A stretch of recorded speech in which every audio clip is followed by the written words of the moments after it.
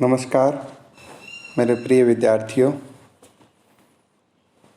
अध्ययन अध्यापन के इस सोशल मीडिया मंच पर आपका बहुत बहुत स्वागत है।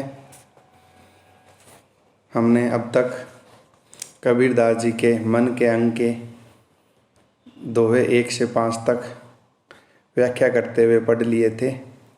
उसी क्रम में अब आगे आते हैं दोहा संख्या 6।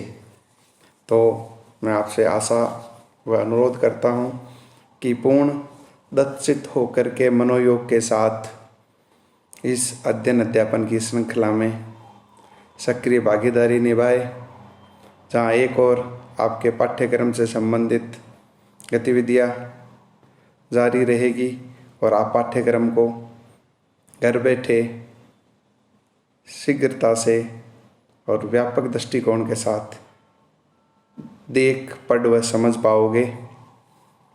तो आइए चलते हैं इस अध्ययन अध्यापन की यात्रा में। तो आपकी स्क्रीन पर दोहा संख्या 6 है, इसको पढ़िए। इस मन को विस्मल करो, दीठ करो अदीठ, जे सिर राखो आपनो, तो पर सिरज अंगीठ। इसमें कबीरदास जी मन के बारे में बता रहे हैं। यहाँ विस्मल का अर्थ है घायल, दीठ का अर्थ है दृश्य, अदीठ का अर्थ है अदृश्य। जैसे राखो आपनो, तो पर सिरज अंगीठ, अंगीठ का अर्थ है अंगीठी। प्रस्तुत दोहा कबीरदास जी द्वारा रचित मन के अंग से अवतरित हैं, जिसमें कबीरदास जी ने अहम भाव को समाप्त करने की भावना को अभिव्यक्त किया है।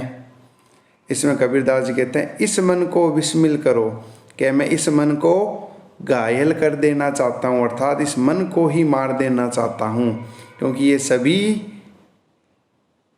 बंधनों का, सभी जकड़नों का, इस मोह माया के अंदर फंसने का कारण ये मन ही है। कि मैं इस मन को विस्मल करो, कि मैं इस मन को घायल कर देना चाहता हूँ या मार डालना चाहता हूँ। डीठ करो अडीठ, मैं इस दृश्य जगत को, डीठ मतलब दृश्य जगत को, अडीठ मतलब अदृश्य बना देना चाहता हूँ, क्योंकि जो इस दृश्य जगत में मुझे दिख रहा है वो सभी मुझे अपने कर्म पथ से भटका करके लोभ लालच मोह माया अहम आदि विषय वासनाओं से जोड़ने की ओर अग्रसर करता है या जुड़ने की ओर अग्रसर करता है। जे सिर राखो आपनो, तो पर सिरज अंगीठ। कबीरदास जी कहते हैं, यदि मैं अपने सिर पर अहम भाव रखता हूँ, जे सिर राखो आपनो, या आपनो का अर्थ है अहम भाव, घमंड, कि यदि मैं अपने ऊपर अब भी घमंड रखता हूँ, तो पर सिरज अंगीठ, तो मेरे सिर पर जलती हुई अंगीठी रख दी जाए। तो इस पद में कबीरदास जी ने अहम भाव को समाप्त करने का अनुरोध किया है। तो इसी क्रम में आगे चलते हैं। दोहा संख्या 7। मन जाने सब बात, जानत हो अवगुण करे, काहे की कुशलात, कर दीपक कुएं पड़े।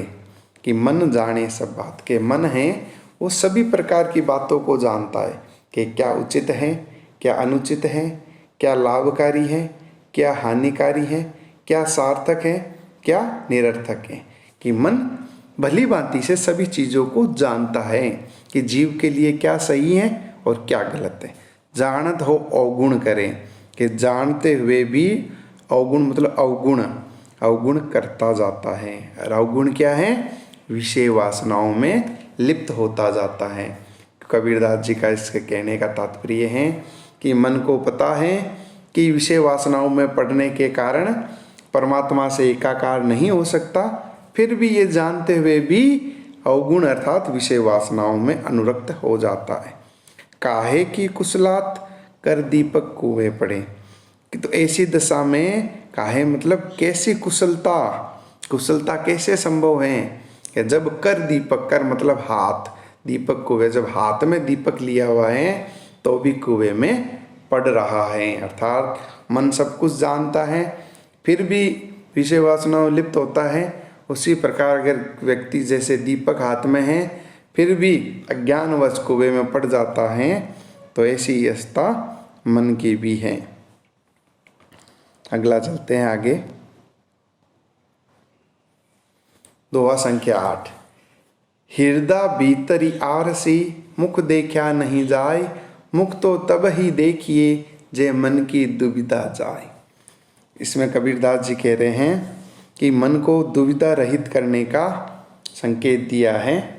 कबीरदास जी का कहना है कि हृदय भीतर आरसी के मनुष्य के मानव के हृदय के भीतर ही दर्पण है कि वो उसमें परमात्मा को निहार सकता है। मुख देखा नहीं जाए, लेकिन फिर भी वो परमात्मा को देख नहीं पाता है। क्यों? कि उसके हृदय में विषय वासनाएं व्याप्त हैं, जिसके कारण वो आत्मा है वो अपने परमात्मा से साक्षात्कार का नहीं कर पाती हैं। मुख तो तभी देखिए जय मन की दुविधा जाए, कि वो मुख तो तभी दिखाई देगा, अर्थात आत्मा का साक्षात्कार परमात्मा से तब ही होगा जय मन की दुविधा जाए, जब मन के अंतर्द्वंद मिट जाएंगे, अर्थात विषय वासनाओं से मन रहित हो जाएगा, तब ही आत्मा का परमात्मा से अपने हृदय के अंदर ही साक्षात्कार हो जाएगा। आइए आगे चलते हैं। पद संख्या दोहा संख्या 9। मन दिया मन पाया, मन बिन मन नहीं होई, मन उन्मुन उस अंड ज्यों खनल आकाशा जोई। इस दोहे में कबीरदास जी ईश्वर के प्रति समर्पण भाव रखने का अभिव्यंजना की है कि समर्पण भाव से ही सब कुछ प्राप्त किया जा सकता है। मन दिया, दिया मतलब देना, मन पाई मतलब मन को पाना।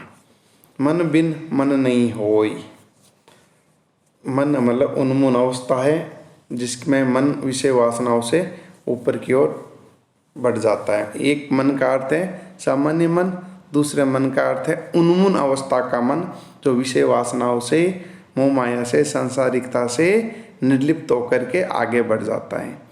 मन उन्मून उस अंड ज्यों, अंड मतलब अंडा, खनल एक पक्षी विशेष, आकाशा जोई जो आकाश में होता है। कबीरदास जी का इन पंक्तियों में कहना है, मन दिया मन पाया, मन देने से ही मन की प्राप्ति होती है, अर्थात ईश्वर के प्रति अपनी आत्मा का समर्पण से ही ईश्वर प्राप्त किया जा सकता है।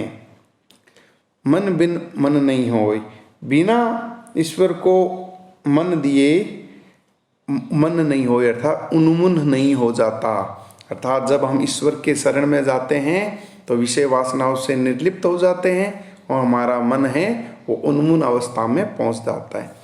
मन उन्मुन उस अंड ज्यों खनल आकाशा जोई, और जब वो मन उन्मुन अवस्था में हो जाता है अर्थात उधर्व चेतन अवस्था में चला जाता है, तो वह मन उस खनल पक्षी के अंडे के समान हो जाता है, जो आकाश में ही रहता है और आकाश में ही विकसित होकर के अंडे से निकलने वाले बच्चे के समान वहीं उड़ने लग जाता है, अर्थात धरती पर आता ही नहीं है।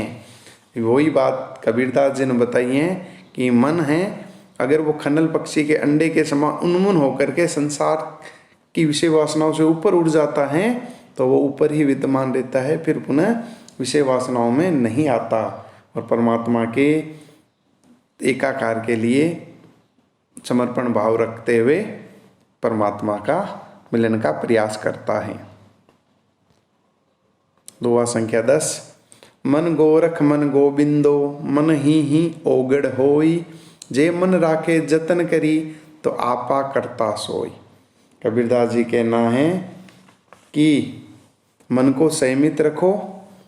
इसमें कबीरदास जी अभिव्यक्त करते हुए कह रहे हैं कि मन ही गोरख हैं और मन ही गोविंद मतलब परमात्मा है।